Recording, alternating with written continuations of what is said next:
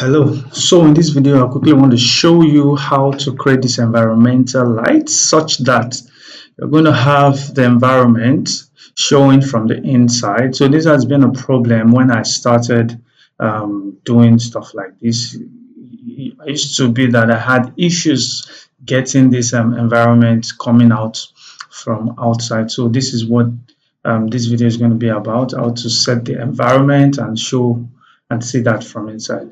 And another thing I also want to point out that is that in the course of the tutorial, at the end, towards the end, my system crashed on me, so which didn't let me continue. All right, so but then the only thing that was left was just to put in the furniture. Every other thing has been set, just the furniture, and this is the output of what I got from there. So without further ado, let's just get into it. All right, so I have a scene here that I already have set up, and I've also done some setting. Let me just show you what I've done. So if we go to the render setting, I have I've turned on my material override, so you know how to do that.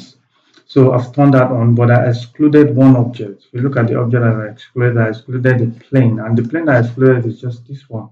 And why is because so that when light shines through, it shines through this. So this is more of a curtain, a transparent curtain. And if you go to the preserve, I also preserve glass material and light object. So there's object there, there's a glass material here. So if I use my perspective and I go into this, you can see that there's a glass object here, and I've preserved that so that by the time I'm rendering, while this material override is going on, it's going to preserve my glass material and also preserve this curtain material. All right, so I'll hit C to go back to my camera. All right, so once I have that done, and let's just quickly fire up 3ds Mass's interactive render, and let's just make it start IR. So this is what I'm going to have. You can see I don't really have just a very simple scene right here. You can see I have my wall, I have my floor, I have everything. So this is coming through. But right now, you can see that the background is just showing black. And the reason is because we go to the render setting. By default, it's going to use 3ds Mass's setting for environment, which has been set by 3ds Mass to have a black background. And I actually want light to show through. So I'm going to come to single map. So once I come to single map, it's going to give me white light. You can see that the white light is actually coming into this scene now. So here is where what I want to talk about. So the purpose here now is I want to have an environment being the source of the light while I also see through this glass to see the environment behind. All right, so how do I do that? I'm going to start off by creating a map so to see if I'm going to see that environment. So if I click on this none, I can go into my map, go to Corona. Let's start by creating a Corona sky. So if I open and create a Corona sky, I have a Corona sky lighting up my scene. But the thing here is that I'm still seeing white. You can see here, I'm still seeing white. And another thing is I need to also look for a way to control this Corona sky so that I can change the setting. So for me to do that, I'm going to click on this 3ds Mass's window and hit M on my keyboard to load up material. All right. So what I'm going to do is I'm going to go into this map. I'll just take one of these. I already have a sky, but I'll just start a new one. So I'll drag this Corona sky into this and make it an instance. And I'll just call this sky 2.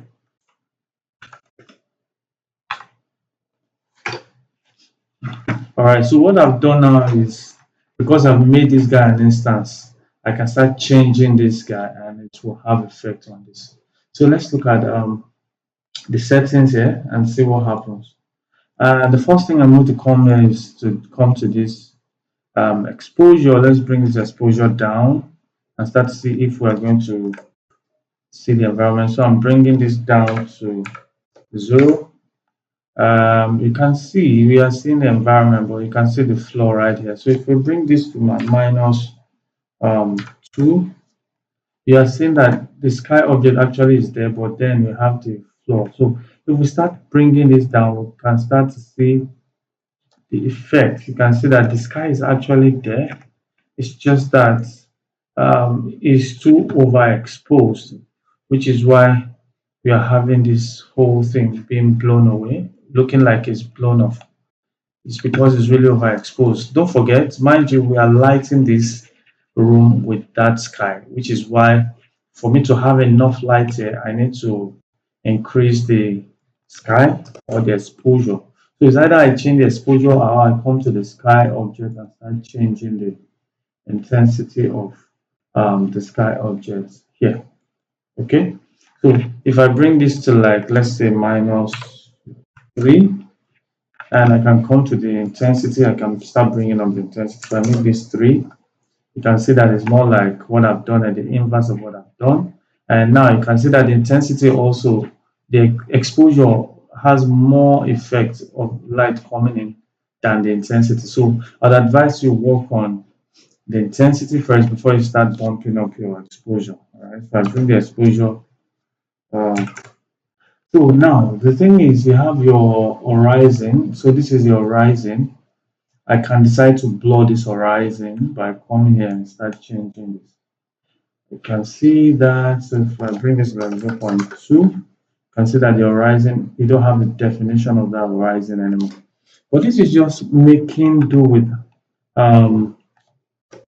making do with your sky. If I want to start to add environment, this sky is actually good when you are in the exterior view. So that's when you can now start adding cloud, where you start to see the cloud more. Do you understand?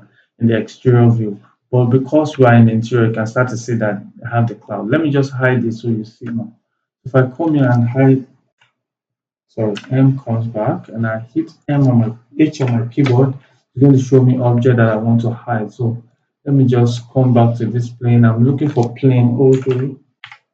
So this is the plane that I want. So I'll just hide that plane. And now we have that. So you see what we have without the cloud. See that we just have a clear sky. And by the time we start adding cloud, start to see the cloud. And then you can start changing the amount of cloud and varieties and all those things.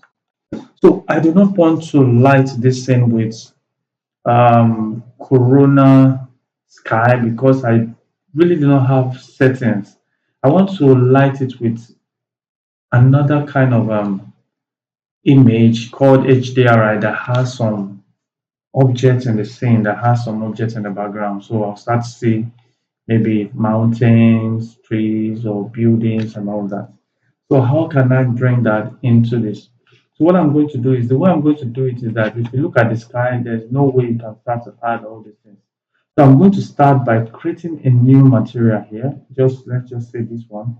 I'll go to the standard and change the material from the general. I'll just go to the coronal material and choose coronal light. And now this coronal light is what I'm going to use to add that image map. So if you under the coronal light, you notice under this place where you have no map, or just click here and go to coronal bitmap. It's going to take me into my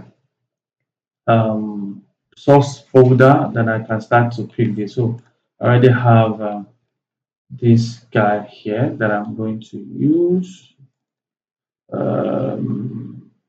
Think is in, not sure now. So I actually saved out this. So just bear with me till I get this out. Download, nothing to download. Okay, I have some things here. This is not what I want. Okay, I think it should be here. If it's not there, then it should be here in this user. Alright, so this is the sky object that I want to make do with. If I select this sky object, you can see this environment object and this sun and all that. So if I click here, I have this sky object that has its own trees. And I can also use this instead of using the corona. But the thing now is, how can I drag this into my sky? Remember, if I go to my render settings, that was where I added the sky. All right. I can't drag this directly into this place. It won't go. And the reason is because this place doesn't work with material. It needs a map. So I have to go into this material and go to that place where I have the map, which is here. So this is the map. So what I actually need to do is to drag this map into this section, and then we can start working from there. So if I click on this, I will right click and clear and go again into this section. Uh, sorry, I will go into this, click here and go to bitmap. It will remember that place. I'll just click here and open it. So this will bring the map onto this place, but I want that map to be inside this coronal light so that I can use it to start changing material. So what I'll do is I'll just right click here, clear from here, then drag from this place into the map of the coronal map, make it instance. Now what this does now is that I can now start changing this setting from here. You can start to see what I have now. You can see the environment. You are beginning to see the environment, the desert, then the cloud.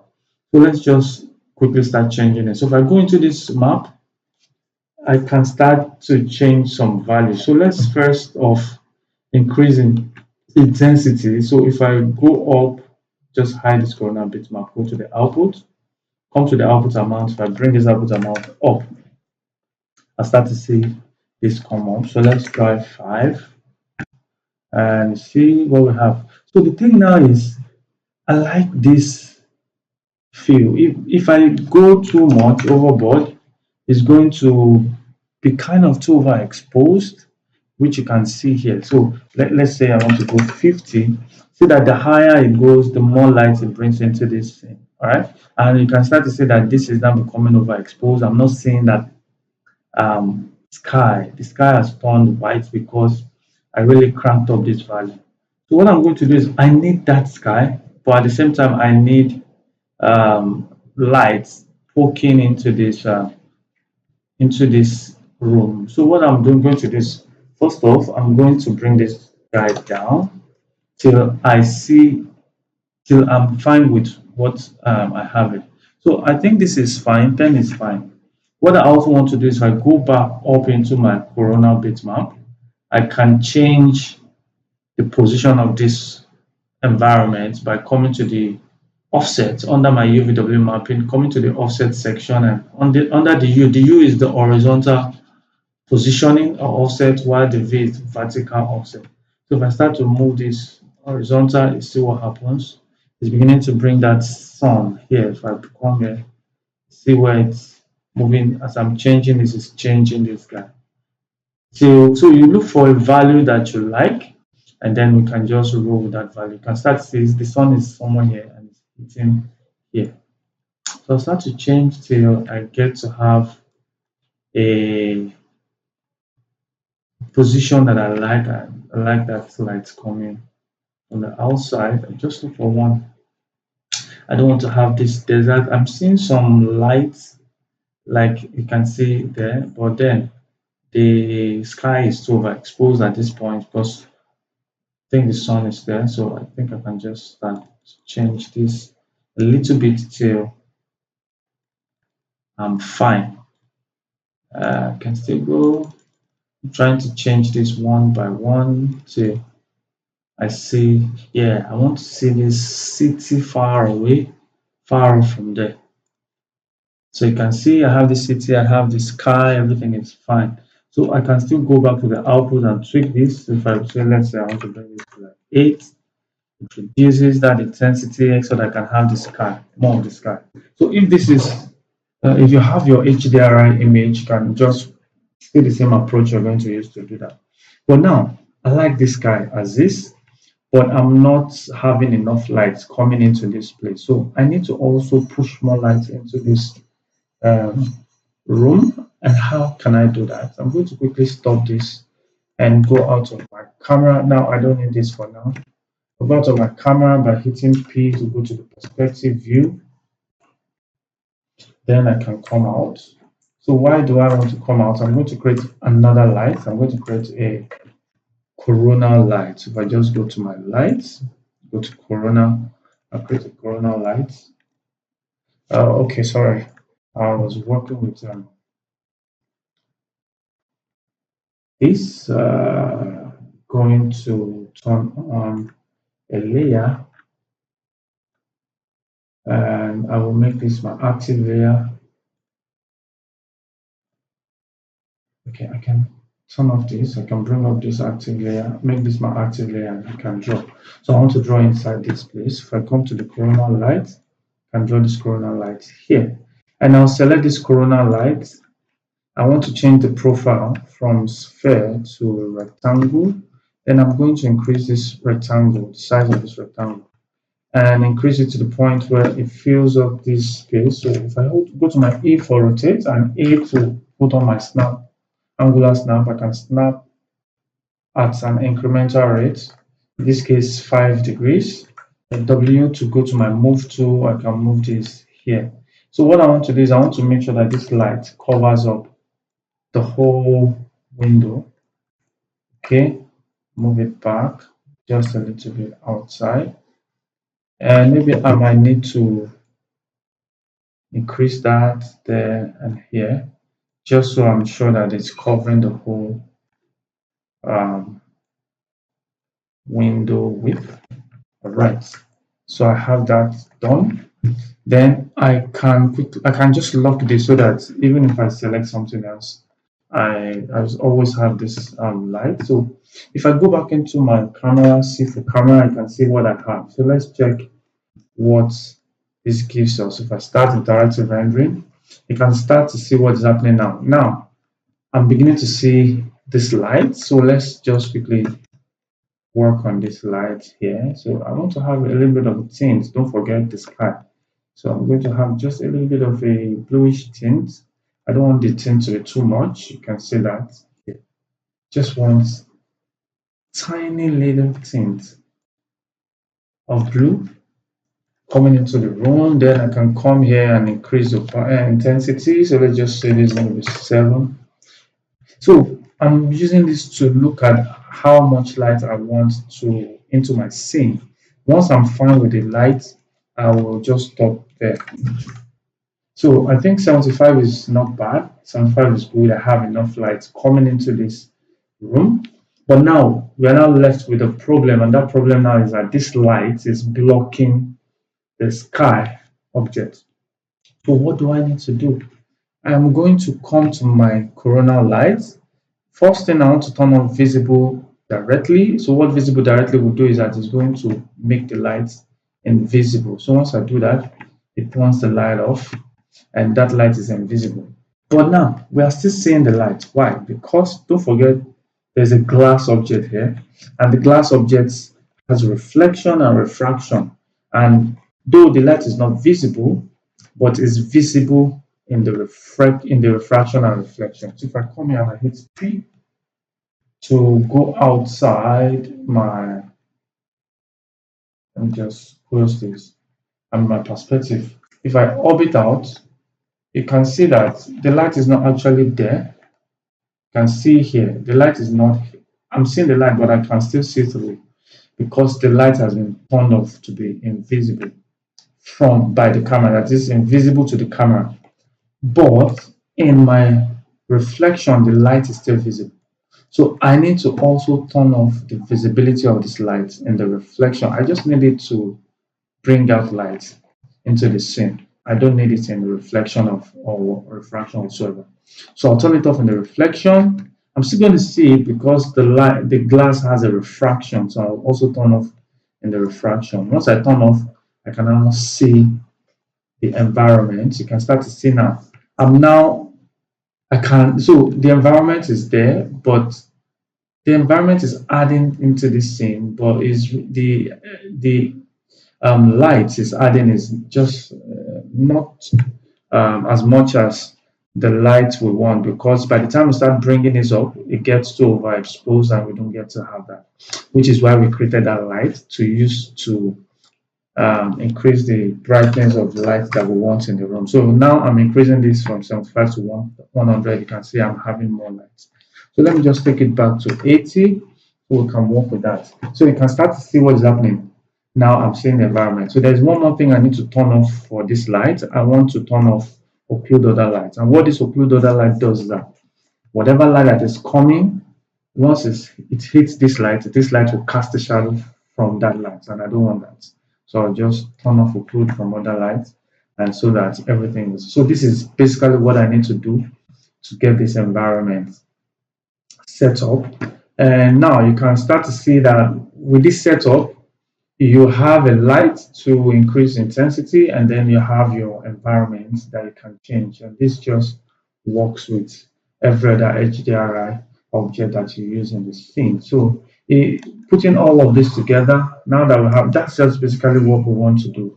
If I go into my render setting now and go and turn off the override, so that it brings up all other materials that I've added, it will start to come to light. Then another thing you also need to note is that when you are working with override, or you're working with an override material, the material is white, and which will also add into the brightness of the scene. So by the time you start adding your materials, depending on the material you have, if the materials are dull or are dark, your scene is possible to get really dark. So you might need to come back to that light and start increasing this. So if I bring this to like 120 to just increase the light coming into this scene. So let's try 200. I will start to see more of that light coming here, which you can see here. So I'm now having enough light in the space. So if I'm to turn back this, so there's one more thing I also need to do. If you feel that this environment here, you want it to be blurry, you want to create that illusion that is blurry, this is how you do that. If I go to my material by hitting M on my keyboard, so where's my material? All right, so I'll go into the material set. If you scroll down, there is a section here where you have your blurry. Where are you? I think it's in the output. I'm not sure now. Okay, yeah, it's here. It's still in this Corona bitmap, not in the output. But if you scroll down, you're going to see down here where you have your filtering, you have your blurry effect. So if I start to bring the blurriness up, see what happens to the image. Let me really go drastic. Let me try 10. We're going to see what happens to the image. You can start to see that it has brushed off the light that we had there before now. All those lights, they've cleared off. If I take it to like 30, even more blurry, you can start to see. So depending on what you want, you can set that blurriness from here. So I'll just leave it at 2 so that I can still see that tiny light from the outside. And now, if I go back, I've already created some props, which I'm just going to turn on. So I'll just turn on my furniture.